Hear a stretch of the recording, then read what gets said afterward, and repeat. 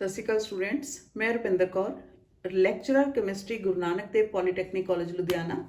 Students, ਅੱਜ ਆਪਾਂ ਜਿਹੜਾ ਟੌਪਿਕ ਡਿਸਕਸ ਕਰਨਾ ਹੈ ਉਸ ਟੌਪਿਕ ਦਾ ਨਾਮ ਹੈ ਜੀ ਬਫਰ ਐਕਸ਼ਨ। ਰਾਈਟ, ਕੀ ਹੁੰਦਾ ਜੀ buffer action? So what is buffer action? What is buffer action? It is the buffer action. It is the property of. It is the property of buffer solution. Buffer solution to resist any change in its pH value on addition of small amount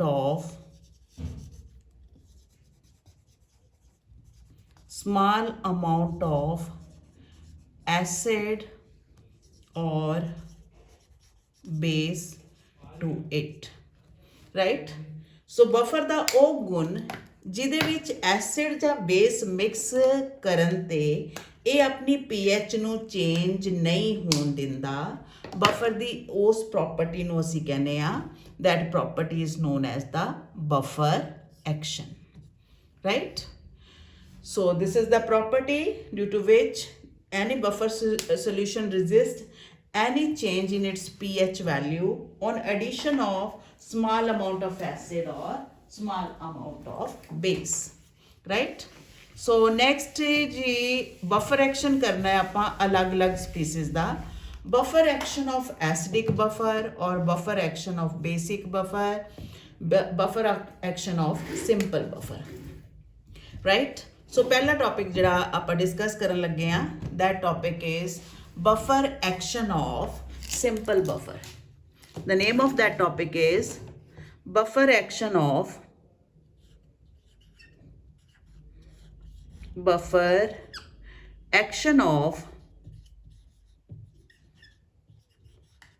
simple buffer.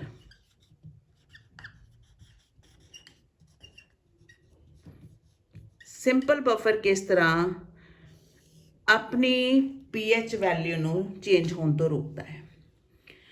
ਲਿਸਨ student, buffer action ਦੇ ਦੌਰਾਨ ਇੱਕ rule ਹਮੇਸ਼ਾ ਯਾਦ ਰੱਖਣਾ ਹੈ ਕਿ ਜਿਹੜਾ buffer solution ਹੈ ਜਦੋਂ ਅਸੀਂ ਉਹਦੇ 'ਚ ਐਸਿਡ ਜਾਂ ਬੇਸ ਪਾ ਦਿੰਦੇ ਆ ਤਾਂ ਉਹ ਉਹਨੂੰ ਇੱਕ ਵੀਕ ਇਲੈਕਟ੍ਰੋਲਾਈਟ ਦੇ ਵਿੱਚ ਚੇਂਜ ਕਰਨ ਦੀ ਕੋਸ਼ਿਸ਼ ਕਰਦਾ ਹੈ। ਰਾਈਟ? ਬਫਰ ਐਕਸ਼ਨ ਸਮਝਾਉਣ ਤੋਂ ਪਹਿਲਾਂ ਇੱਕ ਚੀਜ਼ ਮੈਂ ਤੁਹਾਨੂੰ ਹੋਰ ਸਮਝਾ ਦਾਂ, what is an electrolyte. Right? ਇੱਥੇ ਇੱਕ ਟਰਮ ਥੋੜੀ ਜਿਹੀ ਮਾੜੀ ਜਿਹੀ ਸਮਝ ਲਓ ਕੀ ਹੁੰਦੇ electrolyte. What are electrolytes? Electrolytes ਉਹ ਸਬਸਟੈਂਸਸ ਜਿਹੜੇ ਆਪਣੇ ਐਕੁਅਸ ਸੋਲਿਊਸ਼ਨ ਦੇ ਵਿੱਚੋਂ ਜਾਂ ਆਪਣੀ ਮੋਲਟਨ ਅਵਸਥਾ ਦੇ ਵਿੱਚੋਂ ਇਲੈਕਟ੍ਰਿਸਿਟੀ ਨੂੰ ਆਪਣੇ ਵਿੱਚੋਂ ਦੀ ਪਾਸ ਹੋਣ ਦੇਣ, they are known as the electrolytes. So those substances which are good conductor of electricity in their aqueous form or in their molten state. So they are known as electrolytes. Electrolyte ਕੋਈ ਵੀ ਕਿਸੇ ਵੀ ਚੀਜ਼ ਦਾ solution ਹੋ ਸਕਦਾ। Electrolytes, they may be either acids, they may be either bases or they may be either salts. Right? ਤਿੰਨ ਤਰ੍ਹਾਂ ਦੇ electrolyte ਹੁੰਦੇ ਆ। ਐਸਿਡ ਵੀ ਇਲੈਕਟ੍ਰੋਲਾਈਟ ਬਿਹੇਵ ਕਰਦੇ ਆ, ਬੇਸ ਵੀ ਔਰ ਸਾਲਟ ਵੀ। ਮਤਲਬ ਜਿਹੜੀ ਚੀਜ਼ ਦੋ ਆਇਨਸ ਦੇ ਵਿੱਚ ਬ੍ਰੇਕ ਹੁੰਦੀ ਹੋਵੇ ਉਹ ਸਾਰੇ ਇਲੈਕਟ੍ਰੋਲਾਈਟ ਹੁੰਦੇ ਆ। ਜਿਵੇਂ ਐਸਿਡ ਲੈ ਲਈਏ HCl, ਇਹਦਾ ਆ ਹਿੱਸਾ ਪੋਜ਼ਿਟਿਵ ਹੈ, ਆ ਹਿੱਸਾ negative, so that will be electrolyte. Base ਲੈ ਲਈਏ ਅਸੀਂ NaOH, ਰਾਈਟ? NaOH ਦਾ ਆ ਹਿੱਸਾ ਪੋਜ਼ਿਟਿਵ ਹੈ, ਆ ਹਿੱਸਾ ਨੈਗੇਟਿਵ, ਤਾਂ ਇਹ ਵੀ ਕੀ ਹੋਊਗਾ? ਇਲੈਕਟ੍ਰੋਲਾਈਟ ਹੋਊਗਾ। ਸਾਲਟ ਲੈ ਲਈਏ ਸੋਡੀਅਮ ਕਲੋਰਾਈਡ NaCl, NaCl ਦਾ ਆ ਹਿੱਸਾ ਪੋਜ਼ਿਟਿਵ ਹੈ, ਆ ਹਿੱਸਾ ਨੈਗੇਟਿਵ ਹੈ, so it will also be a electrolyte. So ਜਿਹੜੀ ਚੀਜ਼ ਦੇ ਵਿੱਚ ਆਇਨਸ ਪ੍ਰੈਜ਼ੈਂਟ ਹੋਣ ਉਹ ਸਾਰੇ ਇਲੈਕਟ੍ਰੋਲਾਈਟ ਹੋਣਗੇ। ਤਾਂ ਸਾਡੇ ਆਲੇ ਦੁਆਲੇ ਤਿੰਨ ਹੀ ਚੀਜ਼ਾਂ ਸਾਨੂੰ ਮਿਲਦੀਆਂ, ਜਾਂ ਤਾਂ ਕੋਈ ਚੀਜ਼ ਐਸਿਡ ਹੁੰਦੀ ਹੈ, ਜਾਂ ਬੇਸ ਹੁੰਦੀ ਹੈ, ਜਾਂ ਸਾਲਟ ਹੁੰਦੀ ਹੈ, ਰਾਈਟ। ਹੁਣ ਰਾਜੇ ਇਹ ਇਲੈਕਟ੍ਰੋਲਾਈਟ ਦੋ ਤਰ੍ਹਾਂ ਦੇ ਹੁੰਦੇ ਆ, strong electrolyte, strong electrolyte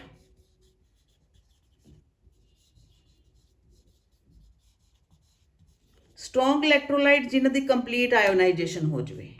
complete ionisation ਜਿਵੇਂ HCl ਹੈ, ਰਾਈਟ, ਇੱਕ ਐਰੋ ਦੇ ਨਾਲ ਦਿਖਾਇਆ, ਦੈਟ ਇਜ਼ ਹਾਈਡਰੋਜਨ ਆਇਨ ਤੇ chloride ion. This will be strong electrolyte.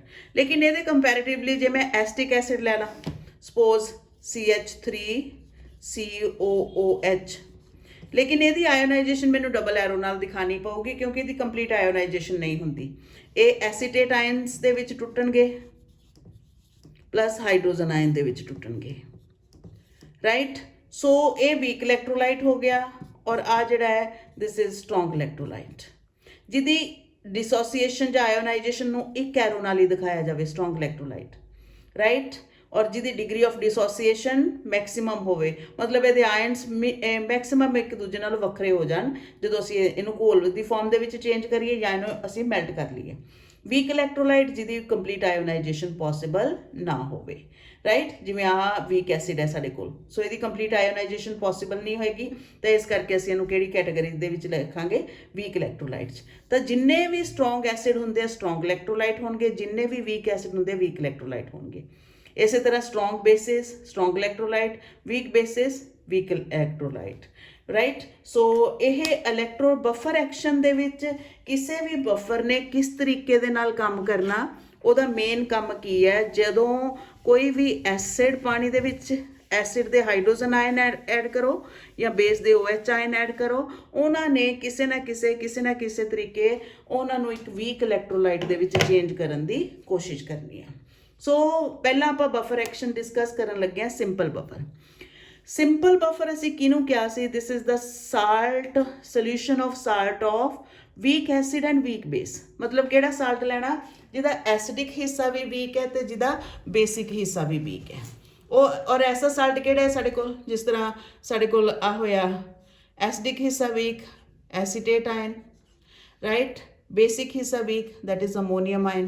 So this ammonium acetate, right? So this ammonium acetate, what is this? This is the salt of weak acid, weak base.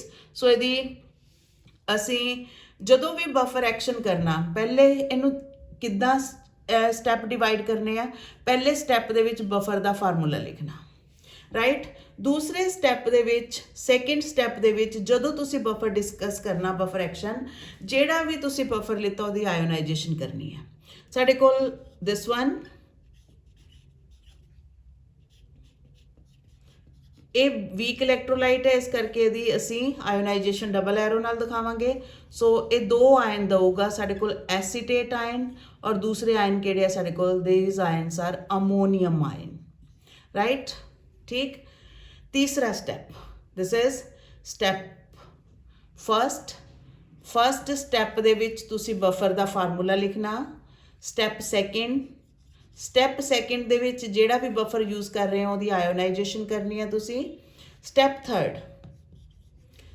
Third ਦੇ ਵਿੱਚ ਆਪਾਂ cases discuss ਕਰਨੇ ਆ ਕਿ ਪਹਿਲਾ step ਕੀ ਹੈ, on addition of small amount of HCl, right? ਮੰਨ ਲਓ ਸਟੂਡੈਂਟ ਸਾਡੇ ਕੋਲ ਆਈਓ ਵਾਲਾ ਬਫਰ ਸੋਲੂਸ਼ਨ ਹੈ, ਆ ਜਿਹੜਾ ਅਸੀਂ ਸੇਮ ਵਾਲਾ, ਰਾਈਟ। ਕਾਹਦਾ ਸੋਲੂਸ਼ਨ ਹੈ, ਦਿਸ is the solution of CH3COONH4, right, simple buffer, ਠੀਕ।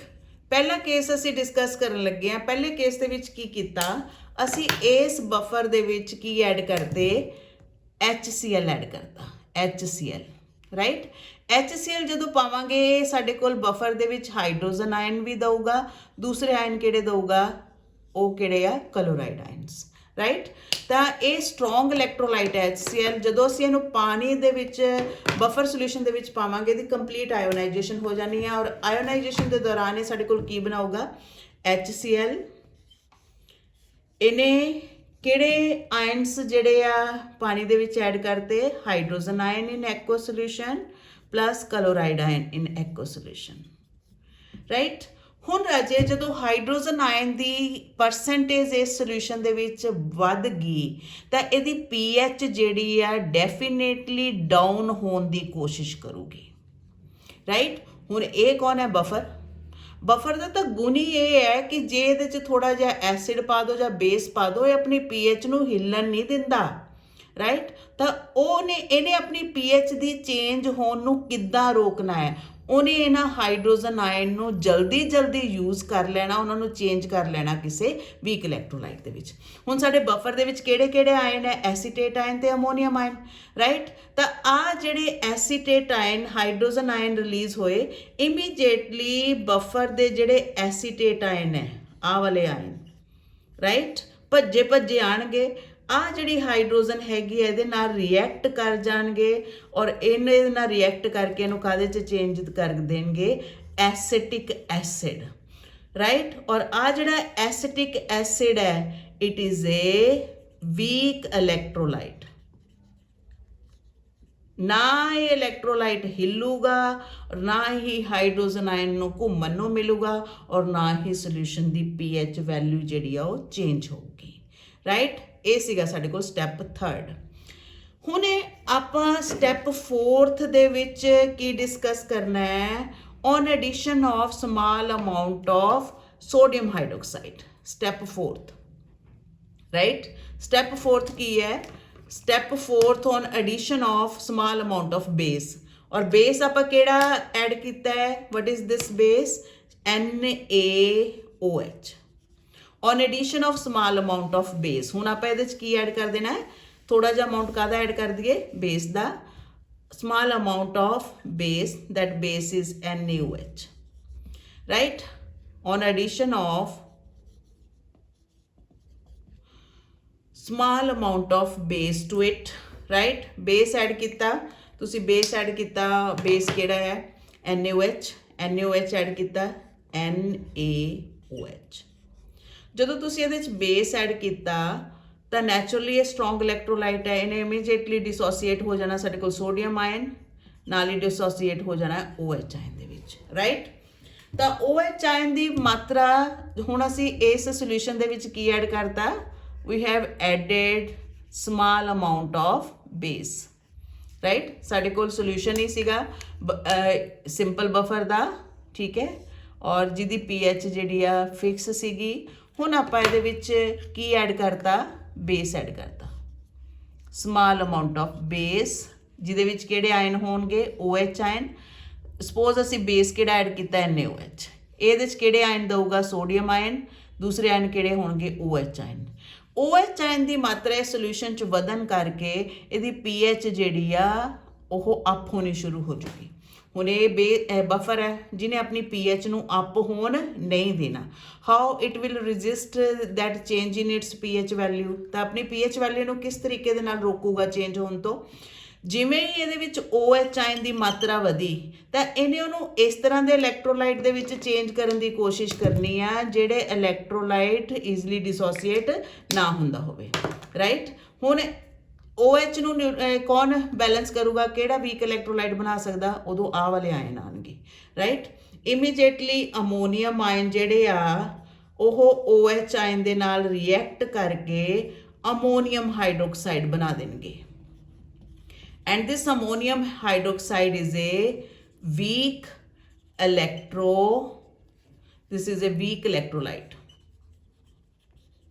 ਨਾ ਇਹ ਵੀਕ ਇਲੈਕਟ੍ਰੋਲਾਈਟ ਟਸ ਤੋਂ ਮਸ ਹੋਊਗਾ, ਨਾ ਇਹ OH ਨੂੰ ਘੁੰਮਣ ਨੂੰ ਫਿਰੂਗਾ, ਔਰ ਜਿਵੇਂ ਹੀ ਇਹ OH ਇਹਦੇ 'ਚ ਪੈਂਦੇ ਆ ਜਦੇ ਬਿਜ਼ੀ ਹੋ ਜਾਂਦੇ ਆ, ਰਾਈਟ, ਜਿਹਦੇ ਕਰਕੇ OH ਆਇਨ ਦੀ ਮਾਤਰਾ ਸੋਲੂਸ਼ਨ ਦੇ ਵਿੱਚ ਇਨਕਰੀਜ਼ ਨਹੀਂ ਹੁੰਦੀ, ਤਾਂ ਇਹ ਸੋਲੂਸ਼ਨ ਦੀ ਪੀਐਚ ਵੈਲਿਊ ਨੂੰ ਫਿਕਸ ਰੱਖਦੇ ਆ,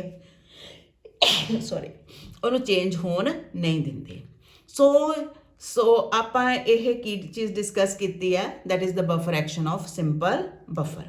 ਸੋ ਬਫਰ ਐਕਸ਼ਨ ਕਿਸ ਤਰੀਕੇ ਦੇ ਨਾਲ ਕੋਈ ਵੀ ਬਫਰ ਸੋਲੂਸ਼ਨ ਆਪਣੇ ਵਿੱਚ ਹੋਣ ਵਾਲੀ ਪੀਐਚ ਦੀ ਵੈਲਿਊ ਦੇ ਚੇਂਜ ਹੋਣ ਨੂੰ ਰੋਕਣ ਦੀ ਕੋਸ਼ਿਸ਼ ਕਰਦਾ ਹੈ, that action is non as the buffer action. So this is the buffer action of simple buffer.